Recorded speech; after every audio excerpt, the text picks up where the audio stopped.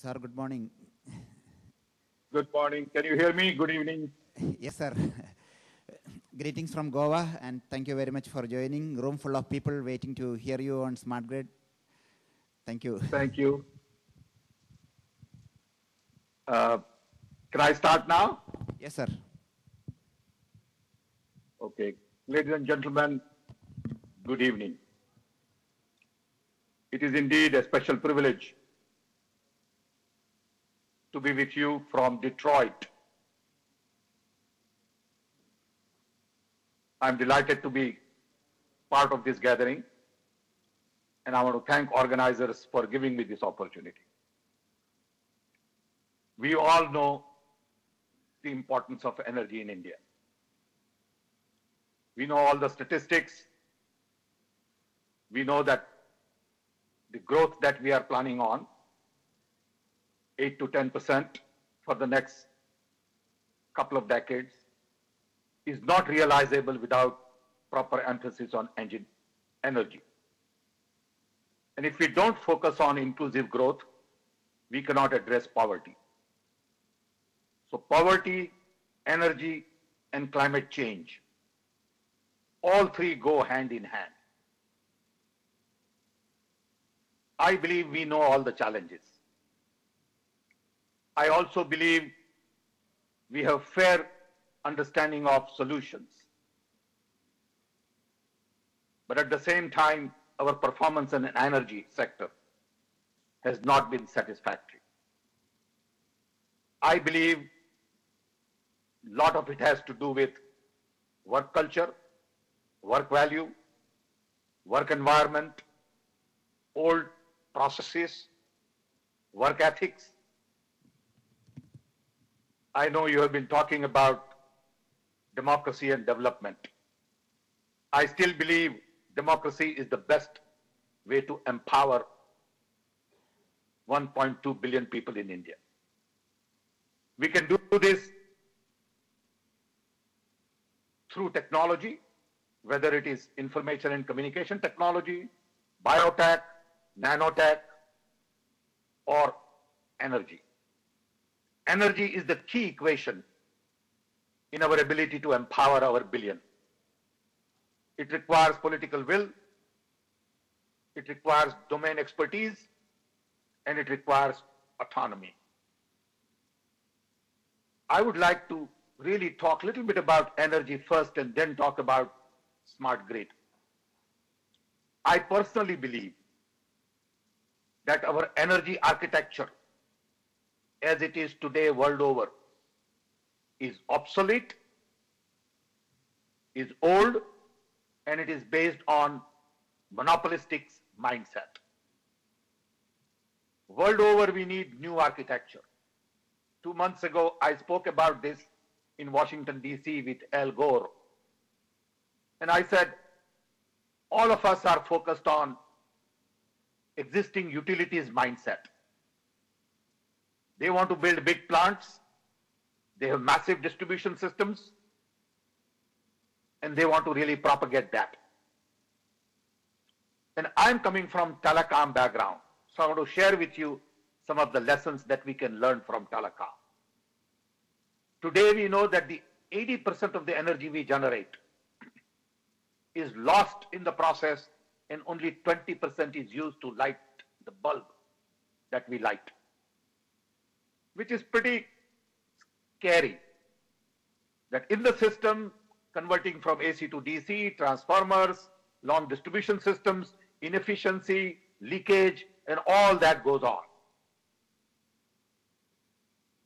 When you look at energy requirements, there are really major sectors where we can focus on low-hanging fruits. Auto, whether it's going to be gas or electric in the future, buildings, industries, lighting, transport, and ICT. And smart grid has a role to play in all of these areas. But I worry when I know that power people spend only 4% of their money on R&D. When biotech spends 20%, defense spends 12%, and telecom and IT, if you put all of this together, probably spends about 15%. If you spend that kind of money on R&D in power, you don't get enough in terms of innovations. I have spent now about 50 years in telecom, and let me tell you, there are great lessons to learn from telecom for power sector. One, privatization. Two, deregulation. Three, innovations. Four, technology. And five, distributed architecture. Today, telecom based on mobile connectivity has completely distributed architecture. And I think power needs to begin to focus on this whole change in mindset. Let me give you an example on telecom. Of the 50 years that I have spent in telecom, per line cost remained constant for about 35 years. $1,000 to $1,100 a line. And as a result, it took us 110 years to get to billion telephones in the world. Then comes innovative approach to wireless communication, mobile telephony. Cost went down from $2,000 a line to $1,100 a line to $500 to $200. And when it hit $100 a line, all of a sudden, in 15 years, we had 6 billion more mobile phones. It was possible only because of affordability, scalability, sustainability. These are three fundamental requirements in power as well. Power is not affordable to a lot of poor in India. Power does not scale. And power is not reliable, sustainable. Even in big cities, in this day and age, power goes off for several hours. How can we tolerate that? How can business perform? And I don't know why we haven't paid attention to this. We have gotten used to it. So I think great deal of change in mindset is required in power. Let me give you an example of superconductor. 20 years ago, there was big news on superconductor. Everybody jumped up and down saying superconductor is going to solve the problems of power industry. We will have transformers based on superconductors. We will have few losses in the system. 20 years down the road, nothing much has happened. If this had happened in telecom, all kinds of entrepreneurs would have jumped at it. Venture capital would put in a lot of money. Inventors would line up. And telecom people would have solved this problem along with semiconductors. Power industry has not been able to deal with it because their focus is not on innovation. And unless and until we realize that this is the time to innovate, I don't think we'll be able to solve the problem, especially in India, because we need Indian solutions. We can't look to West and continue to focus on coal, nuclear, which is good, but at the end of the day, we need to find distributed architecture. We need microgrid, we need off-grid, we need DC power network, so we don't have to convert from AC to DC all the time, and we need to really use information and communications technology to improve productivity, efficiency, cost reduction, and manage our information properly. On one hand, in India, we talk about smart grid, and on the other hand, we know that we can't even get computerized billing from our power companies. I mean, there's a total disconnect. We have all these great conferences, but we don't seem to learn basic lessons. How can we have power utilities today and you don't get computerized billing? With all our global expertise on IT, we are the IT powerhouse in the world, but we can't computerize our own power sector.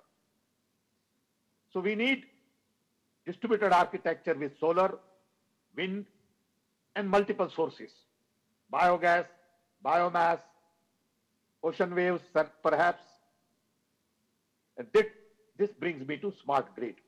I think smart grid has major role to play in India going forward. We have been talking about it for 4 or 5 years. We have smart grid forum. We have smart grid task force. I've been leading this activity, but I'm disappointed that we have made very little progress in the last 3 years. We have a great roadmap, which I like. I think industry has really come together, helped us put together a roadmap. But I must say that the ministry has really not taken the kind of interest and leadership they should have taken in the last 3 years. I hope our new secretary, Dr. Sinha, will take the lead and provide the kind of backing we need today to take this activity forward. Our real challenge is organization, funding, and political will and missionary zeal. We have lots of good ideas. We have a great roadmap. I personally went to the minister, and unfortunately there has been a significant change in ministry all the time in the last 3 years.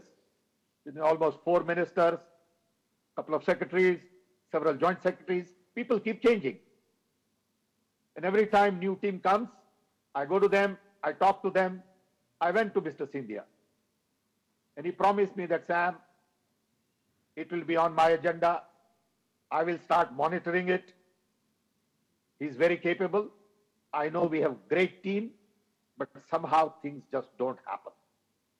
So I wrote to Minister recently, and I requested him to really launch a mission in the ministry on smart grid.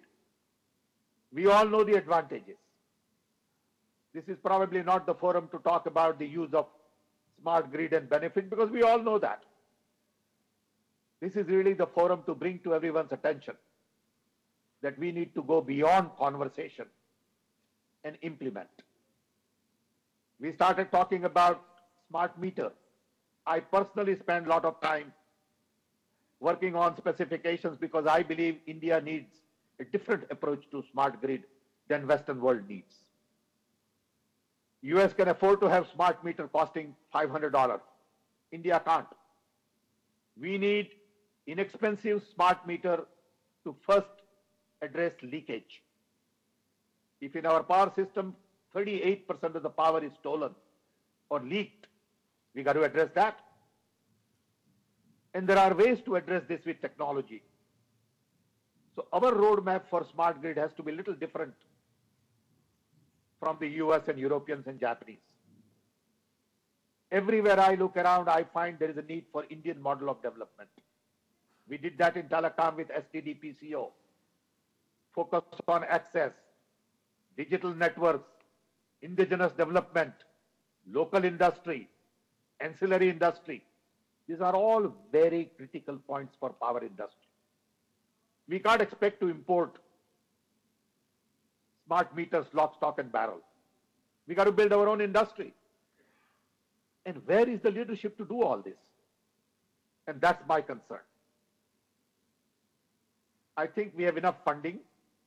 You know the program in rural electrification. We'll be spending 60,000 crores. But at the end of the day, are we really going to get the kind of energy security we need? We had great debate on energy security. Again, we have lots of ideas, but I think we really bogged down into implementation, execution. We really need to relook at organization for power grid, organization for smart grid, organizations for innovations. I have worked with the power sector people like the telecom, and I must say they are very capable, especially our engineering talent is as good as anywhere else in the world. I've been very happy with our capabilities, but somehow we don't empower them. We don't give them the kind of ecosystem they need to do their job. We decided to launch several pilots on smart grid. Nothing much has happened. It is stuck in this ministry, planning commission. I wrote to Montec. I talked to Montec in planning commission. Why can't we get some funding allocated and move on it? Why does it take 3.5 years to decide on 8 pilots? And I think we need to really learn to talk about these things in public. Unfortunately, we all have goody-goody conversations, and then nothing happens. On power grid, I'm at a point that if we don't really, on smart grid, I meant, if we don't really move forward, I think we will lose the window of opportunity. So finally, my request to all the concerned people would be, please pay a little more attention to smart grid and distributed architecture. India can take the lead. I had a meeting 2 weeks ago with some distinguished scientists in US on microgrid from major national laboratory, Oak Ridge, Tennessee and other places. And to my surprise, the real leaders, thought leaders, are of Indian origin.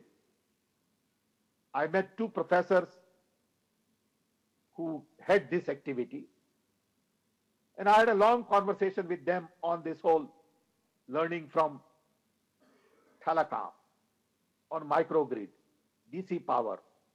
And they said, Sam, these are the wild ideas that America will not be able to lead in, because there is huge amount of legacy system. India must take lead on these because we don't have the legacy baggage. And they assured me that technology today is available to do this. I'm planning to go visit them, try to understand a little more, but I encourage our leadership to really focus on innovation and not blindly follow the West, please. This is a unique opportunity for us to create Indian architecture, Indian way of solving the problems of rural electrification. I'm not saying we need to stop doing everything we are doing and move to this, but I think we need multiple source, multiple ways of looking at it. I know it can be done. I know we have the talent. We need leadership. And I request Dr. Sinha and his colleagues to help us all work together as a team. India can't wait for energy. Believe me, the way we did telecom 20 years ago, we need national mission on energy today. All our ideas are fragmented. Our organizations are fragmented. People keep moving, and that's where the challenge is. I want to thank you for giving me this opportunity. I look forward to working with you all. I am equally passionate about energy, like telecom. Anything I can do, I'd be happy to participate, but you will find me very outspoken. I want to speak my mind because you are part of the family, and without speaking our mind together, we cannot address these challenges. So I look forward to working with you, and I wish you all a great success. I know that Smart Grid Forum and Smart Grid Task Force have very talented people. Industry has supported us. I compliment industry for their participation, and I wish all of us a great luck going forward in our effort to provide energy to people. Thank you.